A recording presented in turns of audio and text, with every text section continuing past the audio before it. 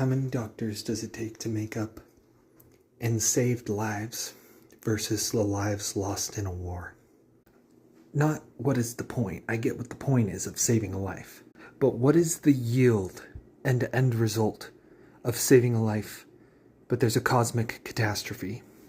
Apophis, for instance, an asteroid approaching us in 2029, bigger than the one that wiped out the dinosaurs, approaching closer than our moon. Anticipated not to hit. Would you have a child if you knew that one day in 2068, when it comes back again, they would be happily living their lives, maybe even trying to start a family of their own, and they would look up in sheer rending terror at the inevitable, cruelly uncaring? That's not a contradiction.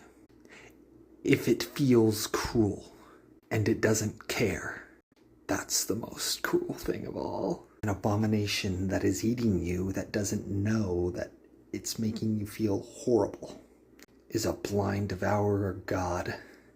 That's sort of where we are in the world, isn't it? The universe is very much akin to this, just like that. That situation I described, how is it different from that? How is it not the way I described it? You couldn't make up a symbolic, sensible answer other than it's just the way the world works. It's just the turning of things. I'll go to the afterlife. It's all spirit. It's gonna be okay, man. You're saying the same thing as me, just less assertively fatalistic, less pessimistically, and you have no reason to not be pessimistic, unless something changed. What is the sense in establishing and working and sacrificing for a society? I get that. But one that is doomed in the end. That is true nihilism. If you knew when you were going to die, you'd live differently.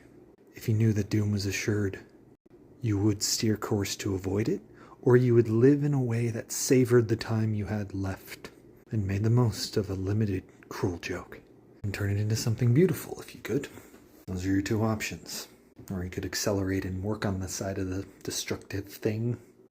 Because if you're a real anarchist, it's a bit evil if you ask me, but I'm not the arbiter of that.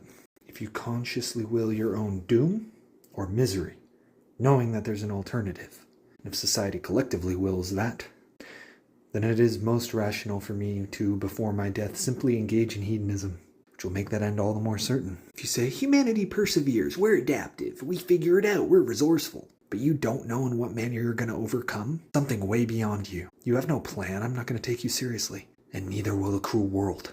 It doesn't care, right? Remember? You won't be there to figure it out. You can't and you couldn't. No one's going to be any better than you. Drown. Give up.